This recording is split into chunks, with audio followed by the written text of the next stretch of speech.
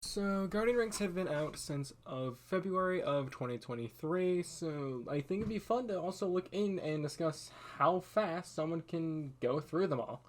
And go from the Iniate rank, which is the start, all the way up to Paragon, and also I'll have my discussion on what I think could help improve the ranks as themselves. So I guess without further ado, with that out of the way and all prerequisition, let's figure out how fast it can go. So, guess we got rank 1, which is the New Light campaign, and only the New Light campaign. Whilst, yes, it's simple to explain, just do the New Light campaign, it really doesn't offer much because the New Light campaign now really doesn't offer much of an experience to help people. And that is its flaw, is it doesn't introduce concepts like champions, other stuff, weapon crafting now, or even really that motivating of a campaign.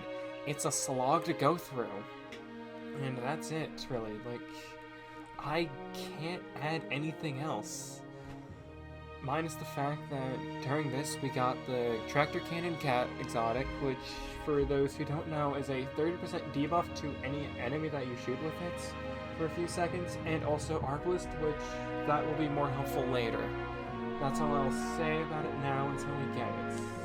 Ultimately, I'd say, like, blah, it's just mostly a 4 for this rank, because maybe 3 if we're being more, like, general, because New Light doesn't really teach the player, like, anything, like, as it's, like, advanced, really. Like, it teaches basics, but that's just basics. Like, I've seen people literally not know what to do with champions after they load in, because that's really, like, it doesn't teach you that. They need to update this campaign to add champions as an effect or something. Like, that's only it. They need to improve New Light missions so they're better, so I can give this a higher rank. So, I guess with me complaining about the New Light campaign out of the way, it is time for us to move on to the next rank.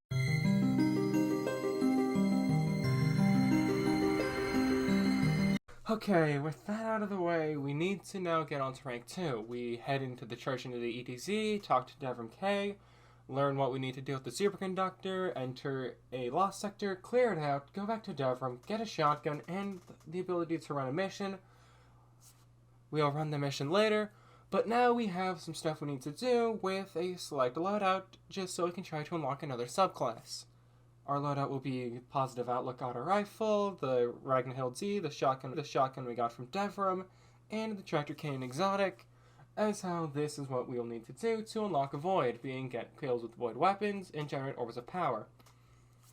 So after some time, we get our public events done, and now we can load on into the Risk/Reward mission, which will reward us with the exotic SMG Risk Runner. Risk Runner's main hat trick is the fact that it can get amplified from receiving any arc damage, which, given the amplification, will give it a chain lightning effect along with the resistance to main arc damage. And during this mission, we also unlock the Sentinel subclass, which, well, is what we wanted to do. And when I mean any, as I'm clearing out this room, I'll explain that part. Any means any from any source. So, as you'll try to see potentially from the footage, you can throw a grenade at yourself, get that procced, and then just go to town. And that is what we can do. And, well, we got that mission done, and we now have access to the Catalyst, which is just, well, it getting better. Okay, after we get our Risk Runner, we slide back into the tower, talk to Ikora, gain our subclass for Sentinel, along with the fact that we also gain some rewards from Prime Gaming. I'll explain them as we go along, but still, we can easily go from there, along with my Lightfall pre-order from the Collector's Edition. I don't know why I got this here when I got on my main as well. I'm not going to complain because that is an exotic I don't want to deal with. So, with that out of the way, we need to head on to Nessus, and also we're going to put on a weapon with our loadout change. Being just some random sword I found, the Arvindale FR6, and also Sunshot. Sunshot, for the explaining of this weapon, is the only 150 round per minute hand cannon, which its main hat trick is the fact that, well, It has explosive rounds and also can cause enemies to explode upon death. So, you would do that and then get some hits, kill it off, and then it would spread Scorch to everything nearby. This can be beneficial for room clearing, but also that is very effective with that because of the fact that it can work with Solar 3.0. But now we have more stuff to do. We get into Nessus, load Talk to Failsafe, pick up some bounties, get us started with a quest, and then also where we need to just do some public events and lost sectors, which I'm going to trend later because since the Beyond Light expansion, there was an added additions of Legendary and Master Lost sectors. These are ways to farm Legendary armor of any variety, but also they can be difficult depending on how you're wanting to approach it and what power you are. So, as we carry on for a quest for the third subclass as well, with one public event and also meeting Carl, we easily get that done, and all that is left for rank 3 to be unlocked for us is the Lightfall campaign, or getting started on it. Which I won't go into detail of what the mission is, as how in the card right here, I've already made a almost 30-minute discussion about Lightfall during April, which still I'd say, although I hate parts of the video, it still holds up campaign-wise, like what I said. So there's that. And we load into Legendary, of course, because we need to get access to other stuff that will help us later on when we get onto that. But with the mission done, we land on Neptune and get our first taste of Baja Blast, being Strand, and, well, that's that, I guess. And personally, all I'd say about rank 2 is I find it odd how we have to do some missions on one planet and some on another. So I just do a patrol on the EDZ and do some other stuff on Nessus, and bada boom, there we are. We can get associated planets as well a bit more.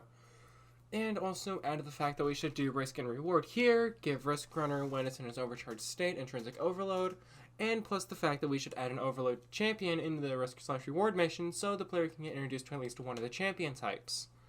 So with that little constructive out of the way, it's time for the third rank.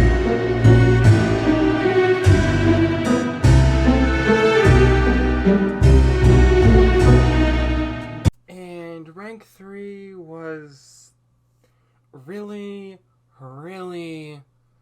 simple, as how all I really needed to do was just go around the tower, get some stuff, and that was it.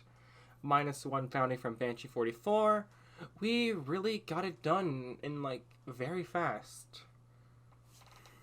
Because it's just basics stuff that should be not required for this. And well, this rank, like I said, was simple because it's basically all just done inside of the tower.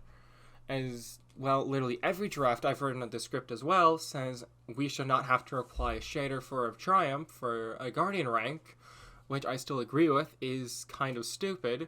But I'd say if we wanted to change a few things, I'd say we change the shader and replace it with Masterwork a Weapon and unlock one light subclass to unlock all 3. So the player can experiment them with the next rank. And with that really out of the way, I got nothing else to say because I really don't know how else we could fix this rank because I don't remember much of its requirements.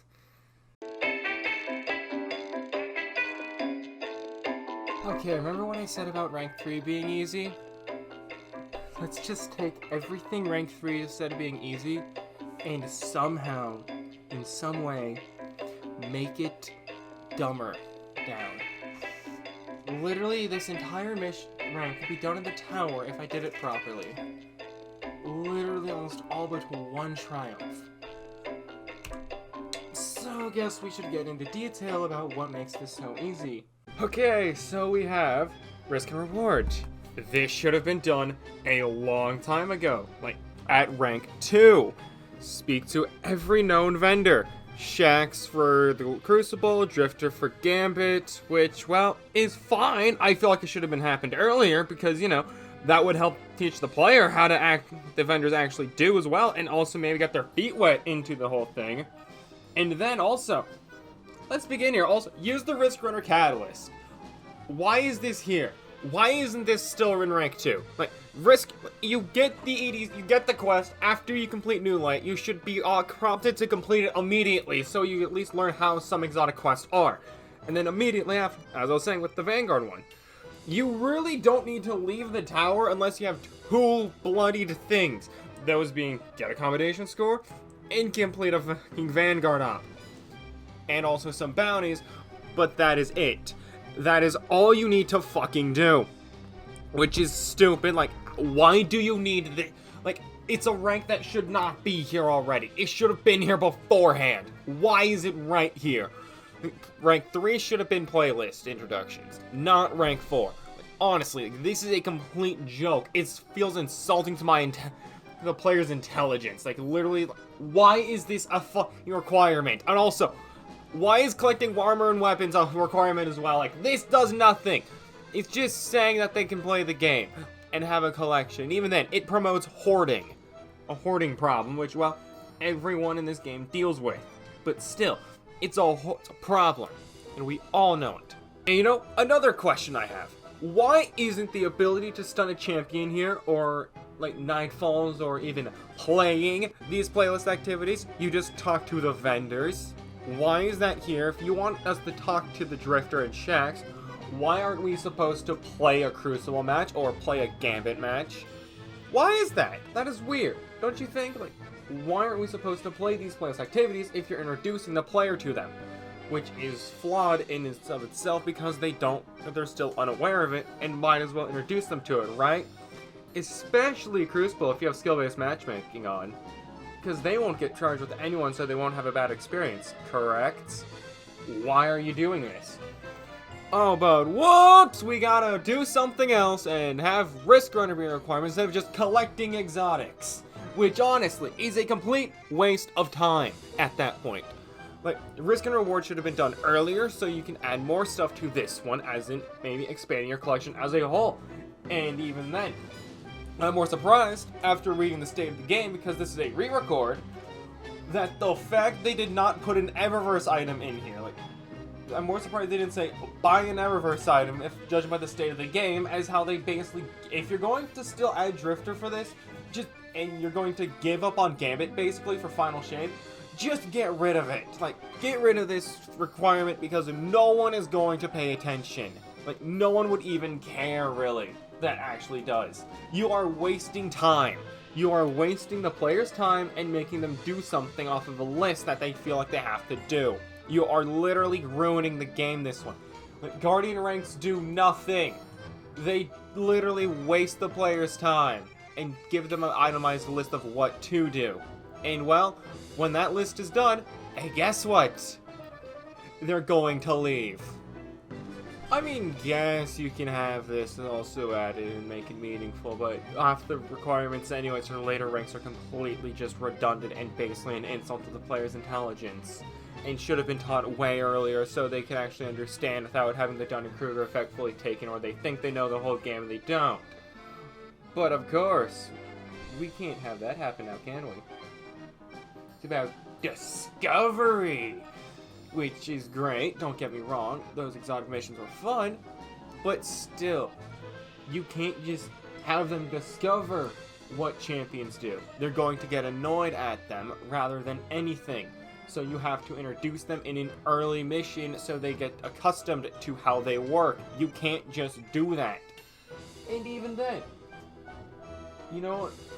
I'm ranting for far too long. This will be for a separate video at this point.